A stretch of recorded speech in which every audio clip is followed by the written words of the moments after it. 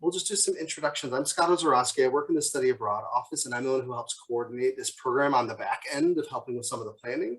And I'm going to be one of the two people that leads this program this year, along with.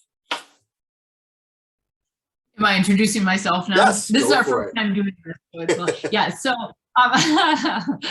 I'm Professor Lisa Mahoney, and I'm in the Department of History of Art and Architecture. So I work specifically on the Middle Ages with a particular specialty on the Crusades, so the art and architecture of the Crusades, and I teach in addition to teaching the Middle Ages, I teach the ancient world as well. So just to give you an idea of the kind of expertise that I'd be bringing to the class. All right, and we're going to take just probably like 20 minutes. Oh yeah, go ahead. Scott, I was just gonna say that I've worked in Jerusalem since 2005, and that I've lived there off and on a number of times. So sometimes for short periods, like a month or so, and then sometimes for longer periods, like around 6 months. So just to kind of give an idea of my relationship to this place. Thanks, Lisa. So we're going to take just like 20 minutes or so and just talk a little bit about the course and the study abroad component and kind of how the application process works. And any questions that you have along the way, feel free to unmute yourself or pop them into the chat and we'll answer. But I'll give kind of a quick introduction. Then I'm going to let Lisa talk for a little while, and then I'll talk a little bit more about the application. So with these first year abroad courses, programs, the way that they work is you take a focal point seminar course, which is a 4-credit course, and then you also get credit for an additional 2-credit study abroad course for the time that you're abroad. The focal point seminar course is a course that's a required course for most first year students. Just like most first year students are taking a Discover or Explore class in the fall, you then take one of these focal point seminars either in winter or spring quarter. And so this gives you credit for that. There are a handful of students that don't need to take focal point seminars. And those are oftentimes theater, music, some CDM students. If you're one of those students who isn't required to take a focal point seminar, you can still do this program and you'll get experiential learning credit for the course instead of the focal point seminar credit. And honor students also don't need to take focal point seminars, but for honor students, we already have it set up where honor students will get credit for Honors 102, which is the history and global contexts for honor students. So pretty much for all first year students, they're open to be able to take the course. You will take the focal point seminar course, just like your friends will be taking one in Chicago in the spring quarter, meeting a couple times a week for the full 10 weeks, learning about Jerusalem and learning about what we're going to do on the program. And then also learning and preparing about how to study abroad, travel tips, health and safety, getting to know each other in the group. And then while you're in the program, there will be things you're doing there that go towards those additional 2 credits, whether that's journaling or participation or other projects that are associated with that. So in total, you get a total of 6 credits for the program, and you're registered in those credits in your spring quarter. So Lisa, why don't you take a little time, talk about the course and then talk about the time in Jerusalem, however you'd like to sort of go through that. Okay, all right. So the course is called Jerusalem, City of Tombs, Temples, and Tensions. And it is, really a history of Jerusalem from its earliest mention in 19th century BCE Egyptian execration texts. So these texts are really like pottery fragments that were curses on a nation or a people. So we start with these earliest mentions of Jerusalem, and then we go all the way up until the present day. And we do that using a variety of sources. So we look, for example, at art and architecture, which you might expect, given that I'm in the history of art and architecture, but we also look at things like literature, film, graffiti, graphic novels, urban planning, city walls, rituals. So really, really try to look at this, very varied picture of this particular place. And when we look at these different sources, we think about what these things tell us what they don't tell us, and how they communicate anything at all.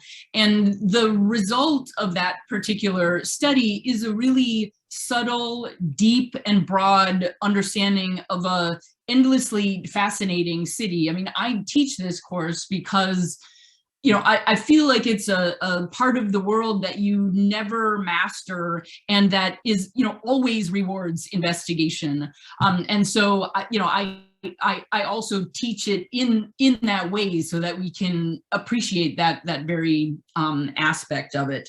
And, along the way we get to think about, for example, how the city's affected by the Assyrians, the Romans, the Ottomans, how the city's affected by, the building of temples, tombs, mosques, churches, synagogues, how the city's affected by different players like David and Hadrian and Salah ad-Din. And here I'm just trying to like throw out a number of different things so that, on the one hand, you get a sense for how varied and rich this is, but also, maybe some of these things are familiar and it piques your interest. But we also then get to look at how the city is affected by its colorful markets, by a really elaborate underground water system, which might not sound interesting, but is totally fascinating. And how the city is affected by things like land disputes,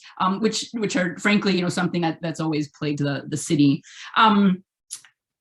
So, in short, I think that when you look at the title of this course, you might think it's its subject is very small. When you look at a course that has the name of a single city in its title, that it's a small subject, but really Jerusalem is also a very representative city, and looking at it also really helps us understand the larger historical, cultural, political, social issues that affect this part of the world.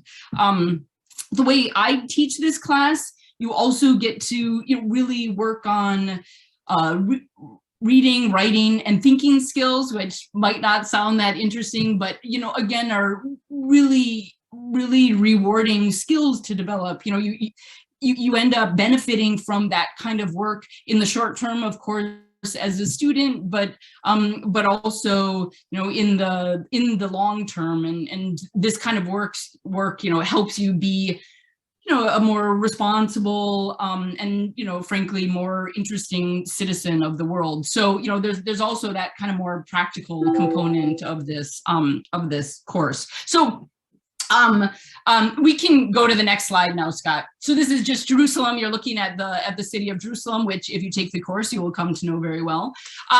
So what we do, just to really be frank at the outset, what we do in this class is really some pretty rigorous classroom work in these 10 weeks that Scott mentioned, that prepare us for a really amazing trip.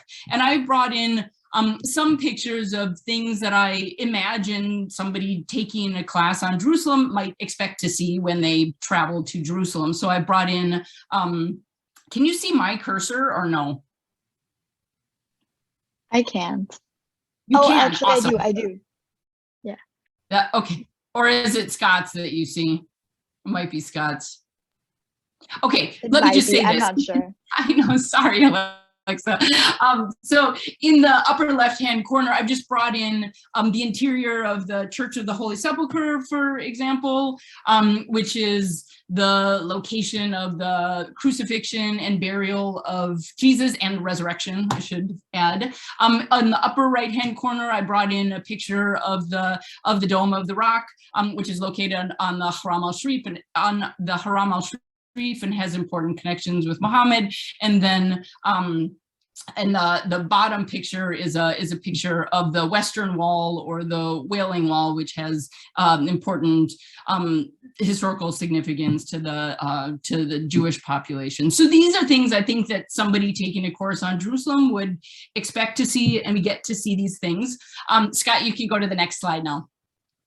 But we also are going to look beyond Jerusalem when we travel, and And so I've really designed this especially so that you get, as rich as possible of a picture of the whole of this area during our 10 days there. So I've just brought in a sampling. So we get to do things, for example, like go to the lowest place on Earth, which is what you're seeing in the upper left-hand corner. You get to float in the Dead Sea.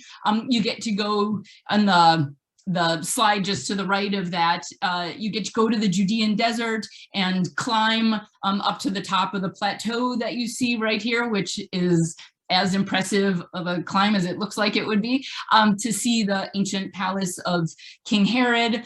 You get to go to the West Bank and look at the Banksy graffiti, for example. All of these are just one of many things, of course, but the Banksy graffiti on the controversial wall that separates Israel from the Palestinian territory. And then to the right of that, you get to go to the coast, you get to jump into the Mediterranean, and you get to learn about a really wonderful, well-preserved and typical Roman city that's there that was once the most sophisticated port in the region. So, in short, you get to see what is a major city, and you really get to see, all of it. It's a very, it involves a lot of intense travel, but this major city, but you also get a really rich picture of the surrounding area. Yeah, you can go to the next slide, Scott.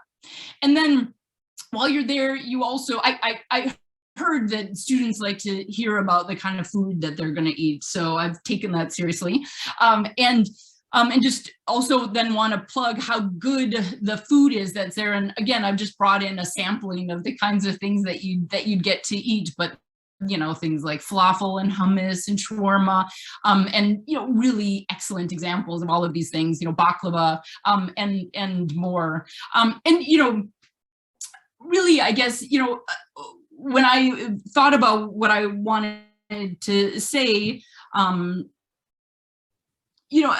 realize what I'm giving you is kind of a teaser of the course and of the travel. So I'm happy to talk more about this, Alexa, if you you want to email me or even meet over Zoom or anything like that. But or to anybody else who's watching this later.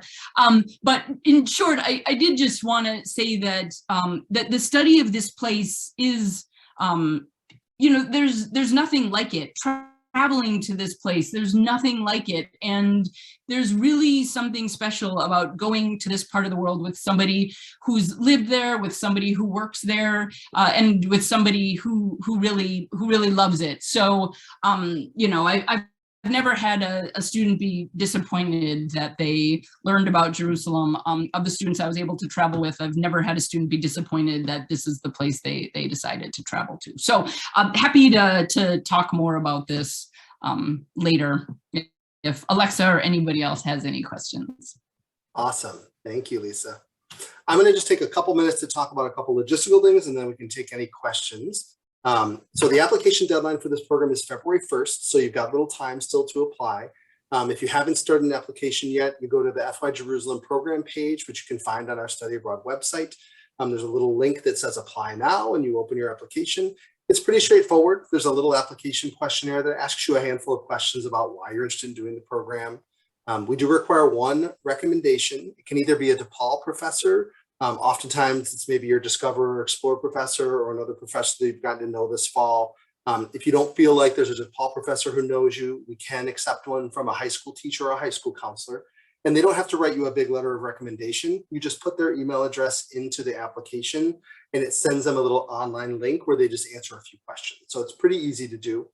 And then once all the students have applied, there'll be a brief interview. So Lisa and I will briefly meet with all the students, often in small groups. So it's nothing to be stressed about. It's just a chance for us to kind of talk for a few minutes, tell you more about the program and get to know you a little bit. In terms of scholarships, we do have scholarship funding for all of these programs. There's no separate application that you need to use. As long as you apply by February 1st for the program, you'll automatically be considered for the Study Abroad scholarships.